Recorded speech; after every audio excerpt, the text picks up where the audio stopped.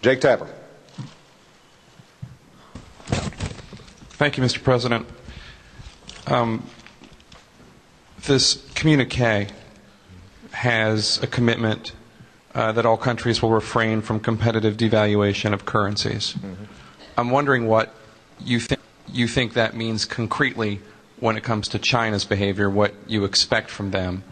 And also, I'm wondering when it comes to Congress if you think your party, the Democratic Party, would benefit from new blood, new leadership.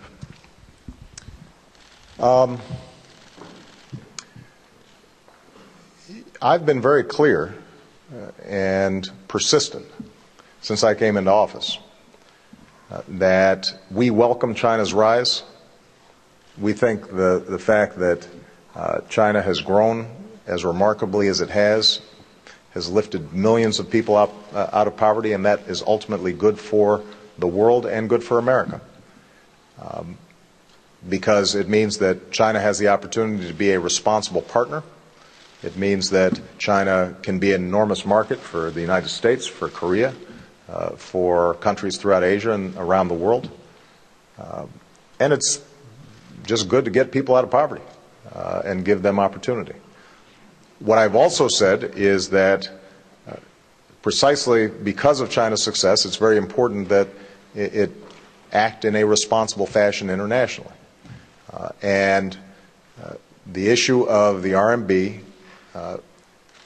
is one that is an irritant not just to the United States, but is an irritant to a lot of China's trading partners and those who are competing with China to sell goods around the world. It is undervalued. And China spends enormous amounts of money intervening in the market to keep it undervalued. And so what we've said is it's important for China in a gradual fashion to transition to a market-based system. Now, this is something that China has done in the past, and China has also acknowledged that it needs to transition to a more balanced growth strategy internally where they're focusing on their enormous domestic market and giving their people the opportunity to buy goods and services and consume, all of which will promote their growth, but also will reduce some of the imbalances around the world. And so what this communique, I think, communicates not just to China, but to all of us, is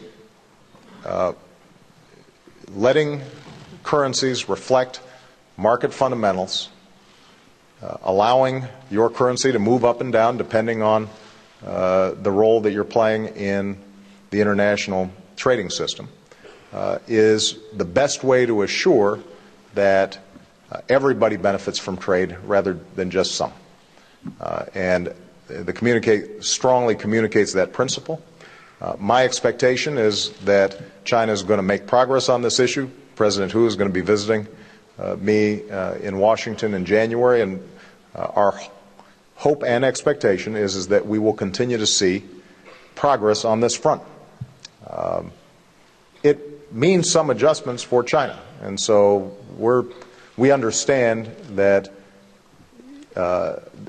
this is not solved overnight, but it needs to be dealt with, and I'm confident that it can be.